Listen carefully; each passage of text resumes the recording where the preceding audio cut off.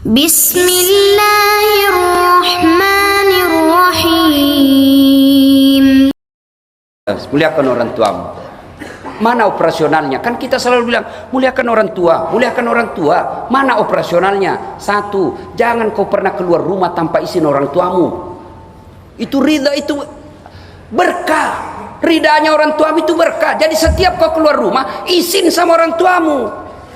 Mak, saya pergi dulu. Cium tangannya. Bapak-bapak kalau anak-anaknya pergi sekolah, dia cium enggak tangannya, Pak? Ayo, Pak. Dicium tangannya sama anaknya, Pak. Hah? Enggak, dia seleding ji, Bos. Cium tangan itu kan begini. Kalau anak kita kan ini. Beleng-beleng. Giliran sama tangannya cowoknya, tapi Kak.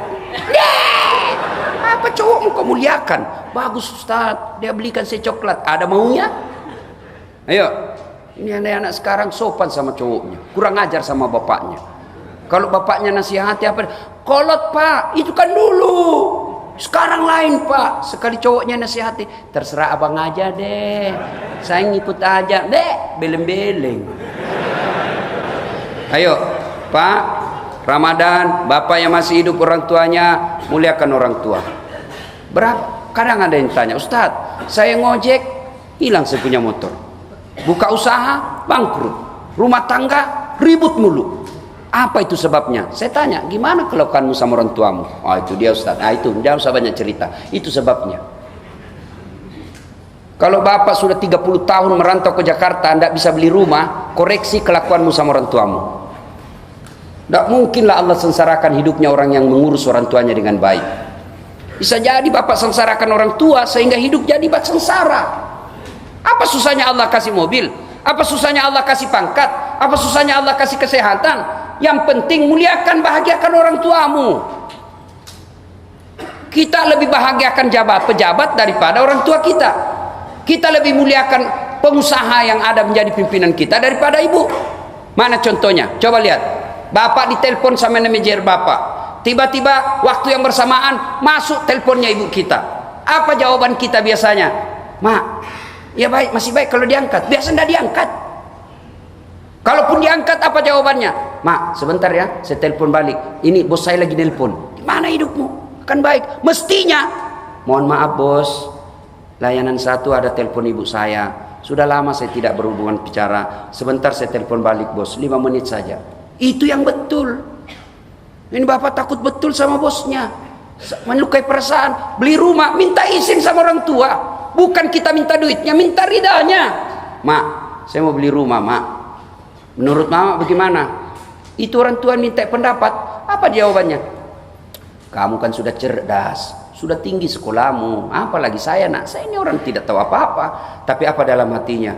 Alhamdulillah, anak saya masih membutuhkan saya. Ya, dia senang. Akhirnya apa? Beli rumah diberkahi Allah. Meskipun kecil tapi bahagia orang dalam.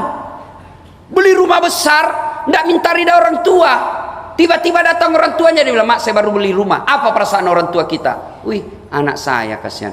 Dia sudah kaya, sudah banyak duitnya, tinggi sekolahnya. Tidak pernah ngomong-ngomong beli begini. Saya tidak niat menyakiti hati orang tua. Betul niatmu tidak menyakiti, tapi kelakuanmu menyakiti hati orang tua. Niat, kelakuan harus sama-sama baik. Lihatkan orang tua. Ustadz, bagaimana sudah meninggal orang tua saya? Bagi mereka yang sudah meninggal orang tuanya, bersedekah atas nama orang tua, mendoakannya dan mengunjungi karib kerabatnya. Karena waktu yang terbatas, satu, doa cepat diijabah Allah, muliakan orang tua. Yang kedua, hindari maksiat. Maksiat yang paling banyak sekarang adalah maksiat zina. Anak-anak kita sekarang zina dianggap biasa. Coba kita dulu, zaman dulu pacaran, ngirim surat, paling pakai pinjam buku, selipkan surat di dalam, Pak. Maka anak-anak dulu kreatif, pandai membuat sastra. Sekarang copy paste. Sekarang coba lihat anak-anak kita. Apa yang rusak anak-anak kita sekarang, Pak? Video call, handphone. Bapak pikir anaknya diselamatkan dengan baik, belikan kamar, masing-masing punya kamar. Satu kamar, satu anak, itu yang rusak anak kita.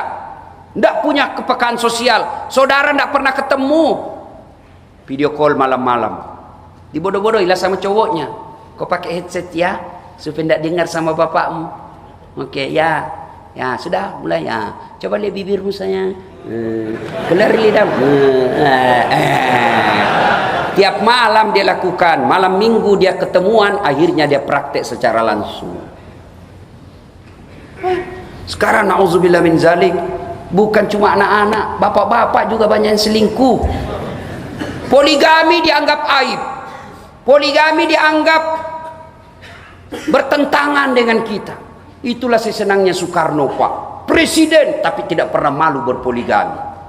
Sekarang pejabat kita dianggap poligami tabu, poligami aib, tapi dia selingkuh kiri kanan. Soekarno terang-terangan, Pak. Ini saya harap Bapak ini menjadi Soekarno.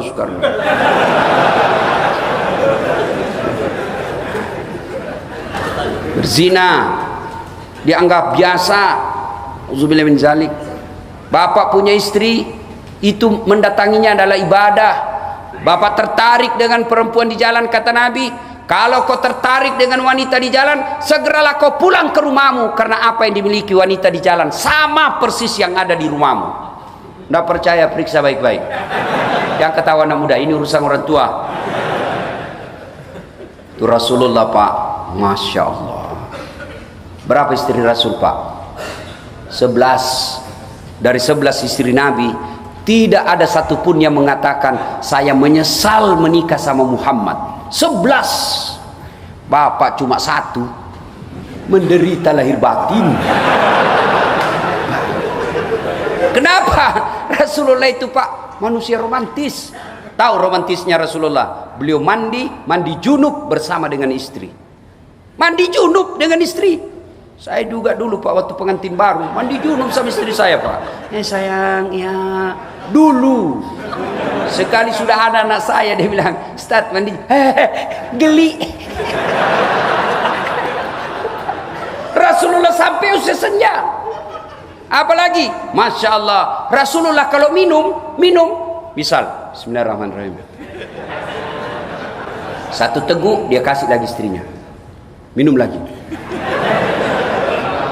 Kasih lagi istrinya. Hebatnya lagi, bekas minumnya istri itu yang diminum oleh Rasulullah.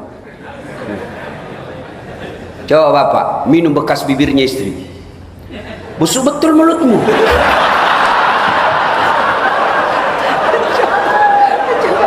Coba, itulah Rasulullah.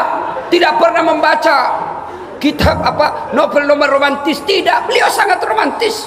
Beliau keluar dari kamar sudah rapi rambutnya. 11 istri beliau tidak pernah dipanggil namanya, semua dipanggil dengan kasih sayang. Khadijah beliau panggil Ummul Mukminin, Aisyah beliau panggil ya Khumaira, yang kemerah-merahan pipinya. Kenapa? Karena memang Siti Aisyah merah di 5 pipinya. Bolehlah amalkan itu besok, Pak. Hasil saya dapat Lailatul Qadar malam 27 Ramadan. Mulai besok aku menyayangimu sayang.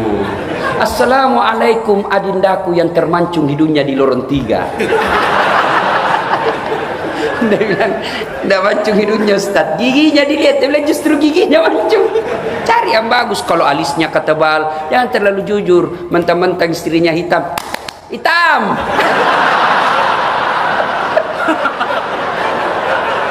Manalah ada orang Islam. Muliakan istri, Pak. Muliakan istri, Pak. Masih ingat waktu kita ijab kabul? Ya? Masih ingat waktu ijab kabul?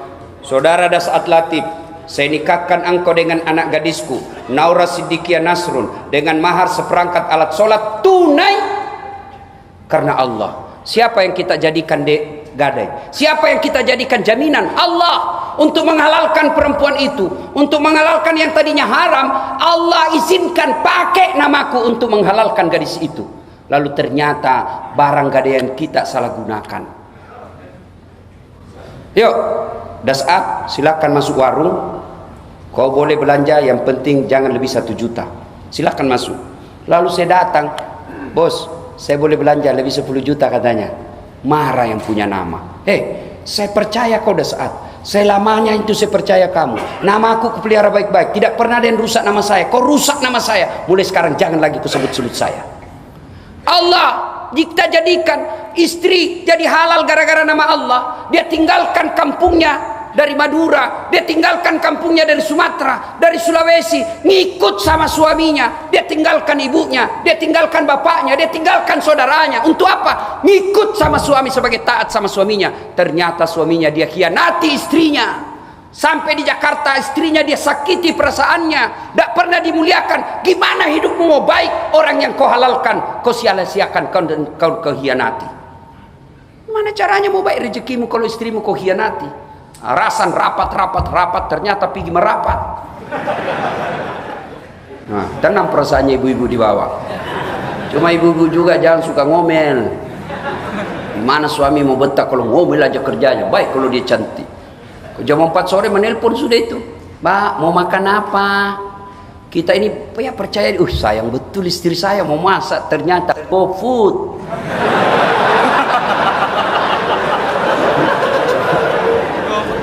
Ayo, saya tanya ibu-ibu di Makassar, itu kan saya lihat itu ibu biar cobek apa itu, becok ladang, sambal beli juga 10.000 2 sendok. Saya bilang ngapain ibu beli? Praktis Ustaz. Saya bilang benar praktis, tapi tahu enggak ibu, ibu tidak bakal punya modal untuk masuk surga. Kalau semua dibeli, siapa yang masuk surga? Suami. Kenapa? Suami yang punya duit, suami yang cari duit. Ibu apa? Bukankah pergi ke pasar keringat itu ibadah? Bukankah kita mencobek-cobek? Apakah bahasa Indonesianya itu mencobek-cobek? Ulek. Mangule-ule. Ulek. Ya itu maksudku ya. Itu ibadah, berkeringat itu ibadah. Bukankah masa itu ibadah? Keluar keringatmu adalah ibadah. Kalau kau cuma beli jadi, maka tidak ada pahalamu. Gimana kau masuk surga kau tidak punya password, tidak punya bekal untuk masuk surga? Tukang ngomel, malas masak, rewel, panenakam. Bagaimana suamimu betah di rumah kau ngomel saja? 3, waktu terbatas.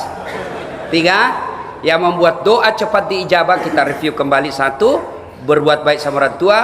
2, menghindari maksiat, muliakan istrimu ya, hormati suami. Yang ketiga adalah memelihara amanah. Amanah yang paling besar adalah amanah berumah tangga. Ya, kalau bapak di sini kan berapa anggota DPR? Paling tidak ada. Banyak anggota DPR cari kita kalau dia mau masuk mencaleg, datang itu Pak ke masjid. Begitu tidak terpilih diambil lagi karpetnya Pak. Beleng-beleng. Nah, sini amanah ya sudahlah. Kita di sini tidak ada pejabat. Kita sini amanah apa? 1, amanah berupa harta. Bapak tahu enggak itu orang kaya? Bapak pikir enak jadi orang kaya? Banyak pertanyaan Pak. Seleksi berkas, sebelum Bapak ditanya puasa, sebelum Bapak ditanya haji, yang ditanya itu kan ada 4 hal. Dan khusus harta-harta itu kan 4. Umurmu kau gunakan untuk apa? Masa mudamu kau gunakan untuk apa? Ilmumu kau gunakan untuk apa? Lalu berkaitan dengan harta 2 pertanyaannya Pak. Kamu dapat dari mana? Kau belanjakan untuk apa? Muka belakang. Hartamu dari mana? Saya ngojek. Kau belanjakan untuk apa? Istri dan anak. Halal. Hartamu dari mana? Korupsi. Kau belanjakan untuk apa? Nyumbang masjid. Cepret, keluar. Tak bisa masa uang haram kau kasih masuk masjid. Ada orang, ini kisah sufi ini Pak. Miskin, ada orang kaya, dia panggil kaya di negeri itu, dia panggil anaknya, "Nak, kamu mau ndak temani saya di kubur 40 hari, ambil hartaku 50%. Berapa hari Pak? 40 hari. Tidak mau saya Pak. Lama betul. Kecewa ini bapaknya, kasihannya setengah mati kurus. Tidak mau dia temani saya 40 hari. Dia panggil istrinya, "Bu, kamu?" Tidak mau. Anakmu saja tidak mau, apalagi saya. Dia panggil adiknya, "Kau?" Anak istrimu saja tidak mau, apalagi saya. Dia bikin lelang, bikin pengumuman. Siapa yang mau menemani saya 40 hari di kubur, ambil hartaku 50%. Sampai ke orang miskin. Miskin betul Pak. Apa kerjanya? Penambang kayu di hutan. 1 saja kekayaannya. Rumah tidak ada, mobil tidak ada. Kampak.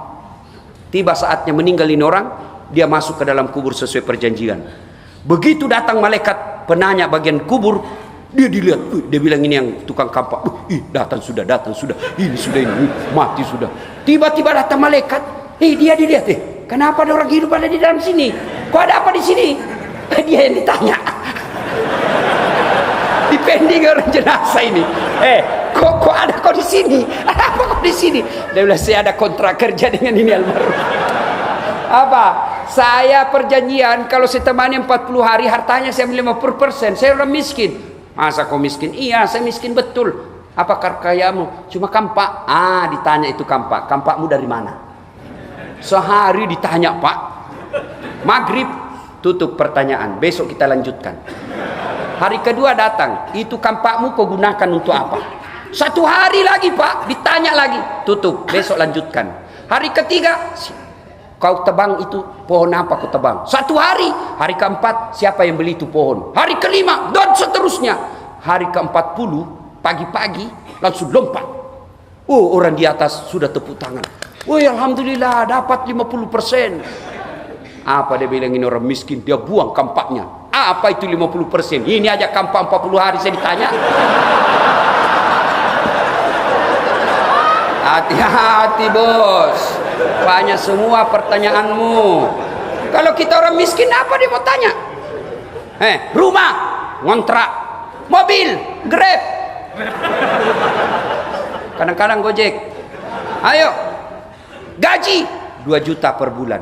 Kau belanjakan untuk apa? Saya tidak pernah cita-cita jadi pembantu. Cuma ibuku sakit di kampung. Gajiku 1,5 juta untuk orang tuaku di kampung. 500.000 operasional saya selama sebulan. Sholat, alhamdulillah, bukan cuma 5 waktu. Tengah malam saya ikut iktikaf Sunda Kelapa. Sedekah, alhamdulillah. Kalau ada lebihnya saya sedekah sama-sama penjual sayur. Kau haji, mau betul, tapi tidak ada duit. Inam, kau masuk surga. Meskipun kau di dunia dihina manusia, sekarang aku muliakan kau dengan kemuliaan. Tahdhurul jannati bisalam. Kau pilih ini mana kau mau masuki.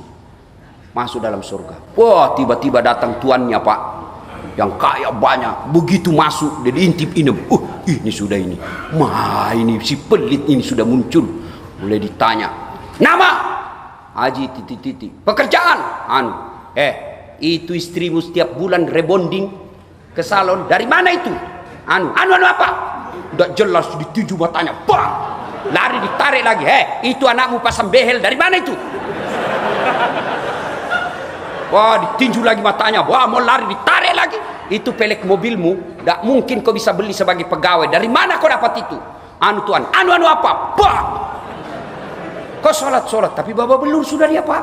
Hancur semua mukanya, bengkok. Kayak itu yang di video kasihan itu yang meninggal, dipukul-pukul kasihan. Saya bingung lihat orang Indonesia kok bisa begitu, kejam ya. Anak kecil kok digituin. Borgol aja kasihan, ngapain kau kasih gitu? Auzubillah min zalik. Mudah-mudahan itu yang kasih begitu nanti tidak tenang hidupnya seumur-umur. Kasihan orang tua. Saya bayangkan, Pak, gimana perasaan orang tuanya. Dia lahirkan anaknya baik-baik, dari kandungannya 9 bulan, dia sekolahkan, kasihan. Kau bunuh seperti binatang. Auzubillah min zalik. Doa orang begini, Pak, teraniaya. Allah tidak akan biarkan itu ketidakadilan. Allah akan punya cara sendiri menghinakan kalian nanti. Tidak usah ribut, bos, tidak usah ribut. Allah punya jalan sendiri untuk menghinakan yang begitu. Lanjut lagi cerita. Ini bukan politik, bukan politik. Sampai di mana tadi cerita? Masuk juga dia, Pak. Masuklah ini, tapi sudah babak belur, Pak, hancur-hancur mukanya. Masuk surga juga. Langsung dia bilang, Inam, Tuan, baru muncul Tuan. Dari mana Tuan? Kok terlambat? Saya sudah 4 tahun di sini. Kok Tuan baru muncul? Saya terlambat, Inam. Kenapa muka? Jangan banyak tanya di situ. Saya sudah 4 tahun, kok baru termuncul Tuan? Dia bilang, terlambat saya, Inam. Kok bisa terlambat? Saya kira kan ada 4 mobil di rumah. Dia bilang, itulah yang banyak sekali pertanyaannya. Nah, bapak-bapak, hati-hati, Pak. Harta adalah mana? Jangan pelit. Tidak dibawa kematian harta apabila tidak dititip sebelumnya. Saya juga tidak setuju kalau ada orang bilang, tidak usah cari harta banyak-banyak, tidak dibawa mati. Bawa mati, Pak. Gimana caranya? Kirim sebelum ajal menjemput. Itu tadi yang ada beredar, itulah tempatnya, Pak. Yang ada di rumah belum tentu Bapak punya. Ibu-ibu di rumah, cicil kiri kanan, cicil ini. Bapak, ibu meninggal, siapa yang punya itu harta? Istri kedua. Bapak-bapak, itu hartanya sedekahkan di jalan agama Allah. Tidak ada orang bangkrut gara-gara sedekah. Demi Allah, tidak ada orang senang, orang pelit. Bapak senang tetangga yang pelit atau dermawan? Senang pejabat yang pelit atau dermawan? Senang mantu yang pelit atau dermawan? Senang tetangga yang pelit atau dermawan? Semua senang dermawan. Demi Allah tidak ada orang suka pelit. Bahkan orang pelit sekalipun tidak suka sama orang pelit. Ibu bapak saudara-saudara sekalian, tiba saatnya kita akhiri ceramah ini karena sudah pukul 2. Yang lebih penting adalah kita sholat lail, manfaatkan segala potensi rohani kita untuk mengabdi kepada Allah.